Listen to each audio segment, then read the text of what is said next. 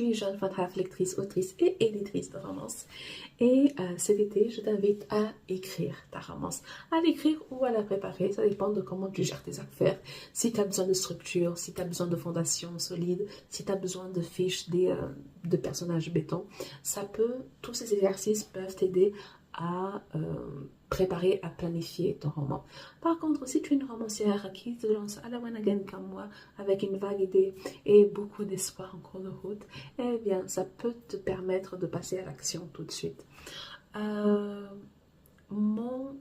méthode, entre guillemets, parce que méthode, ce n'est pas une méthode mais révolutionnaire, c'est juste mon fonctionnement. C'est une méthode que je te propose et que tu peux adapter à tes propres besoins. Ma méthode commence du pitch à la romance. C'est que je prends mon pitch de travail, un pitch totalement brouillon que je suis la seule à comprendre, et je prends toutes les informations de ce pitch-là. Et les informations qui en ressortent sont le pairing, les tropes, les conflits, les blocages et les espoirs. Et à partir du moment où on a tout ça, à partir du moment où on a les conflits et les espoirs, on a la silhouette émotionnelle des personnages. Ça veut dire qu'on a une idée de qui ils sont, de leur personnalité, de leurs défauts, de leurs qualités, de ce qu'ils veulent obtenir pendant le roman. Et c'est une silhouette qui va se peaufiner, s'affiner, se solidifier en cours de route. Peut-être qu'elle va changer, peut-être qu'elle va vraiment juste se confirmer, mais elle est suffisamment malléable pour que les personnages puissent se révéler tout seuls, les gens se révéler en cours de route. Ne vous attachez pas à cette silhouette émotionnelle, comme ne vous attachez pas à vos pitches de travail. Parfois, ça va évoluer. À la fin, vous aurez une histoire qui ne correspond plus, mais c'est l'histoire que vos personnages voulaient raconter et ce sont eux les chefs. C'est pas nous. Je vais suivre la ligne directrice de mon cahier d'exercices du pitch à la romance, disponible sur Amazon. C'est une centaine d'exercices, de questions, d'interviews pour les personnages, de mise en situation, des scènes à écrire, des listes, du brainstorming, de l'inspiration. Et donc, je vais m'en servir pour retirer les principales étapes pour se lancer là tout de suite maintenant, pour passer à l'action là tout de suite maintenant, sans stress, sans penser davantage des genres. C'est cet été qu'on va écrire ce roman, ou alors qu'on va commencer à écrire ce roman pour le terminer à la fin de l'année. Et comme j'ai parlé de silhouette émotionnelle, eh bien on va parler de silhouette tout court. Il y a une chose que je vois souvent dans les conseils d'écriture, c'est que beaucoup de formateurs disent que non, le physique, on n'a pas besoin de décrire des personnages, le physique n'est pas important. Sauf que on parle de romance. Et pour rappel, les lois de la romance, c'est une histoire d'amour qui se termine bien. Et quand on parle de relations amoureuses, qu'elles soient en construction ou en reconstruction, un des piliers de cette relation amoureuse, même si c'est presque optionnel, ce n'est pas automatique, c'est la séduction, c'est l'attirance physique. Et pour parler d'attirance physique, il faut parler de physique. Donc forcément, quand on parle de romance, quand on parle d'amour, quand on parle de relation, quand on parle d'intimité, on va forcément parler de physique. Et il peut y avoir deux situations dans une romance. Soit vos personnages sont attirés l'un vers l'autre dès le départ, comme ça, pouf, et genre, c'est pas le coup de foudre, mais c'est le coup de lust, c'est quoi lust en français? C'est...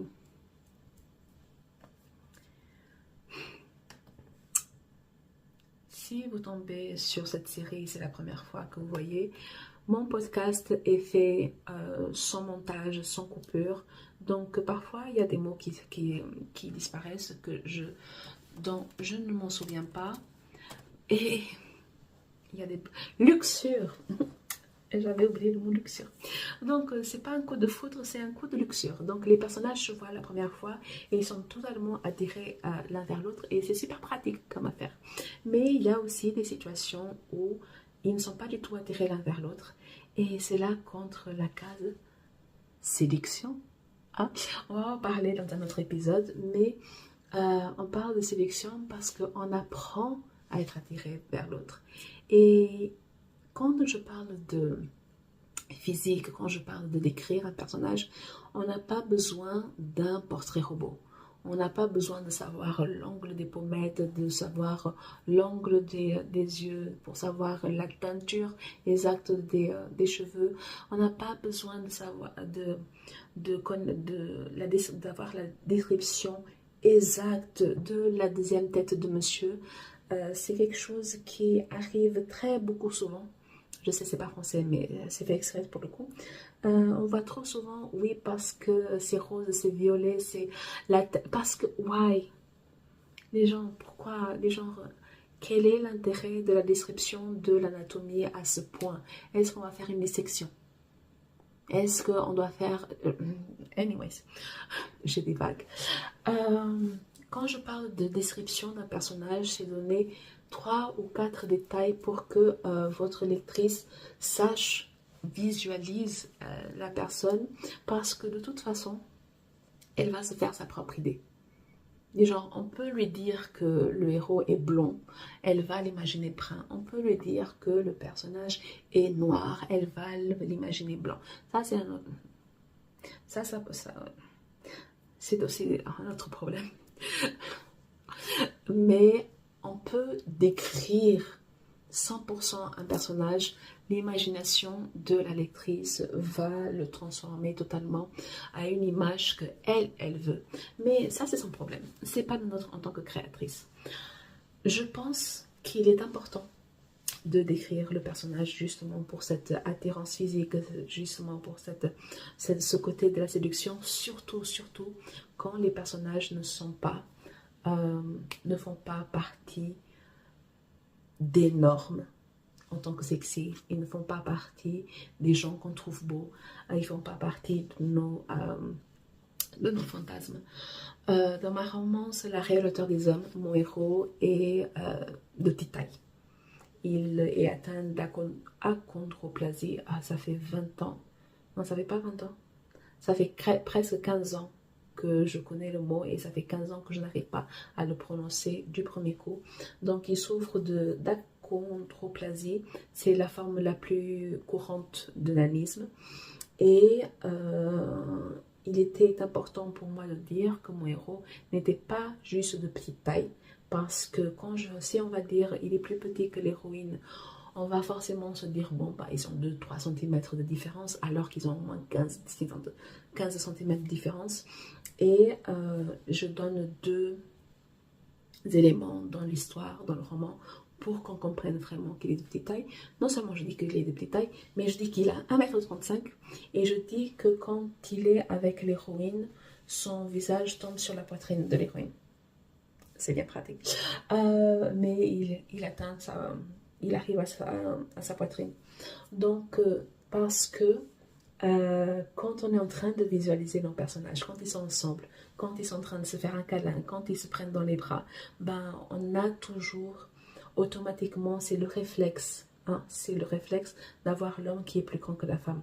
Donc, il fallait que je montre, que je fasse visualiser d'une façon ou d'une autre quelle était la réelle différence entre mes 2 personnages. Et mon héros arrive à la poitrine de mon héros. Voilà. Après, les gens vont voir ce qu'ils veulent voir. Mais au moins, j'ai montré qui il était, quelle était sa différence. Et le truc, c'est que comme dans tous mes romans, je n'ai pas besoin d'écrire, de faire une description de A à Z. J'ai dit de mon héros dans La Réelle Hauteur des Hommes qu'il était atteint de nanisme, d'achondroplasie, qu'il était blond, qu'il avait les yeux bleus, qu'il avait 1,35 m. 4 informations. Vous faites de ces informations ce que vous voulez, mais ce sont juste 4 informations. Je n'ai pas pris tout un chapitre pour décrire ce personnage. Et ça donne suffisamment l'idée de qui est mon personnage. Et c'est d'autant plus important parce que comme il ne fait pas partie de ce que la société trouve de beau, de sexy, donc pour cette histoire en tout cas, je voulais montrer ce moment où mon héroïne le voit pour la première fois. Et c'est une relation virtuelle, donc ils tombent amoureux par téléphone. Ils ne se sont jamais vus. Et quand elle le voit pour la première fois, alors qu'elle est déjà folle amoureuse de cet homme, elle se fait shoot. Et puis, des genres, elle avait tout imaginé, elle avait tout fantasmé. Elle n'avait pas imaginer qu'il soit de petite taille. Et c'est un sujet qui revient souvent dans cette histoire. Et elle n'avait pas imaginé de petite taille parce qu'il n'a jamais, un homme de petite taille n'a jamais fait partie de ses fantasmes, de son idéal masculin. Et du coup, elle apprend à être attirée par lui. Elle apprend à l'aimer physiquement. Elle l'apprend à voir comme un homme sexy, comme un homme beau. Et ce n'est pas quelque chose qui était comme ça, qui était acquise dès le départ. C'est quelque chose qu'on apprend, qui évolue avec les sentiments et avec la... En portugais, on dit convivencia, avec la cohabitation, avec le temps qu'ils passent ensemble. Et pour moi, c'est beaucoup plus intéressant d'avoir des personnages qui ne sont pas attirés l'un vers l'autre, ou alors un des personnages qui n'est pas attiré vers l'autre, plutôt que des personnages qui sont des belles plantes et que c'est tellement plus facile comme ça, n'est-ce pas? Et, et je donne toujours l'exemple de Hugh Grant. C'est quelqu'un que physiquement ne m'attire pas des masses, du genre il a des beaux yeux. À part ça, voilà. Et pourtant, quand je garde Notting Hill, je le trouve, au fur et à mesure que le film avance, je le trouve tellement charmant, tellement séduisant. Du genre, il est passé de quelqu'un lambda qu'on croise dans la rue et qu'on ne se retrouve pas, et il devient quelqu'un d'extrêmement séduisant au fil du temps, parce qu'on apprend à le connaître, parce qu'on prend du temps à être avec lui. Il y a ce côté de convivence, il y a de cohabitation, on passe du temps avec lui. Et ce temps qu'on passe avec lui le transforme. Il devient quelqu'un de beau, il devient quelqu'un de séduisant. Et donc pour moi, c'est tellement important en tant qu'autrice de romance de montrer un protagoniste, un personnage, homme ou femme. Je n'ai pas encore écrit de personnages non binaires. Donc, pour moi, c'est important de dire homme ou femme, quelqu'un qui sont tellement lambda, mais qu'ils deviennent la plus belle personne aux yeux de l'autre qu'il aime, quoi. Donc, quand on parle de décrire un personnage, on n'a pas besoin d'un portrait robot. Et il est important de donner des détails pour que la lectrice puisse se faire une idée, même si à la fin elle aura une autre idée, mais au moins on fait passer notre idée, notre vision d'autrice. Voici mon personnage, voici comment je l'ai construit. Non, il n'est pas sexy, du genre de prime abord. Non, il n'est pas beau de prime abord. Non, il ne fait pas partie des normes sociales de prime abord. Mais voici qui il est, voici comment je le présente, et je vais vous montrer, je vais vous prouver que ce personnage-là, qui peut être différent, peut être la plus belle personne au monde, la personne la plus séduisante, la plus sexy, la personne qui devient un fantasme. Donc, quand on écrit une romance, la description, le physique est important.